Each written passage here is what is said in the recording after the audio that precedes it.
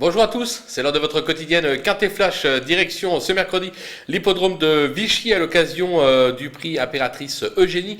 On va évoluer sur 2400 mètres, 16 partants, pas simple à étudier comme course, mais on doit avoir trouvé les bons rails, comme on dit, et on va commencer de suite avec nos bases. Et une base incontournable, le numéro 5, Îlot Secret, excepté lors de ses débuts, il n'a jamais déçu. Il va découvrir la distance, mais devrait s'y plaire sur ses deux dernières prestations. Jugé là-dessus, je pense qu'il devrait logiquement pouvoir l'emporter. On va lui opposer le numéro 8, Freedom, qui cherche sa course cette année, comme l'attestent ses 4 dernières tentatives. 4 troisième places à la clé. Elle se plaît sur la distance. Je pense qu'elle ne devrait pas taper loin. Le numéro 13, Fêtarde, un joli modèle de régularité. Elle a fait ses preuves sur la distance. Elle est prise à sa valeur. Je pense qu'elle aussi a un bon rôle à jouer dans cette course. Du côté des opposants, le numéro 11, Amour d'Argent, qui a été façonnée en province avec succès. Elle vient de s'illustrer à ce niveau, c'était sur l'hippodrome de Saint-Cloud.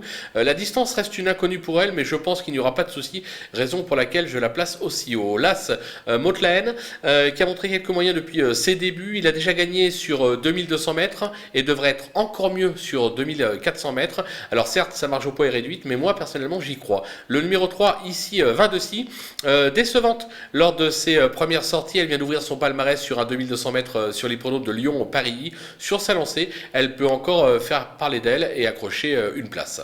Le petit coup de poker, le 9, qui se nomme Bakhisare, qui a peu d'expérience, mais qui m'a bien plu le dernier coup sur l'hippodrome de Longchamp. Évoluer sur 2400 mètres va probablement l'aider dans sa tâche. Moi, je dis que ça peut être une révélation dans cette épreuve. Si j'avais un couplet à faire dans cette course, ça serait mon favori, plus lui. Les outsiders, le numéro 4, Kayadi, très plaisant depuis ses débuts en province. Il n'a pu confirmer sur la distance pour ses premiers pas à gauche sur l'hippodrome de Saint-Cloud. De retour à droite, il peut montrer un tout autre visage, on va s'en méfier. Le numéro 6, American Park, qui vient de bien gagner sur la distance sur l'hippodrome de Chantilly.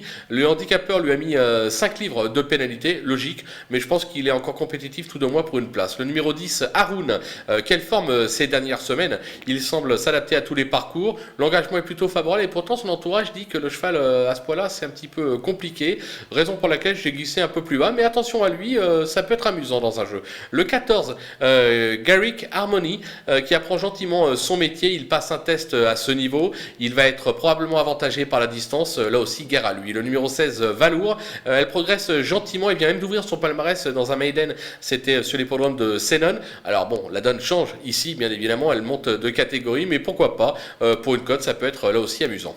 Du côté des délaissés, on va parler du 2, Coubird plutôt.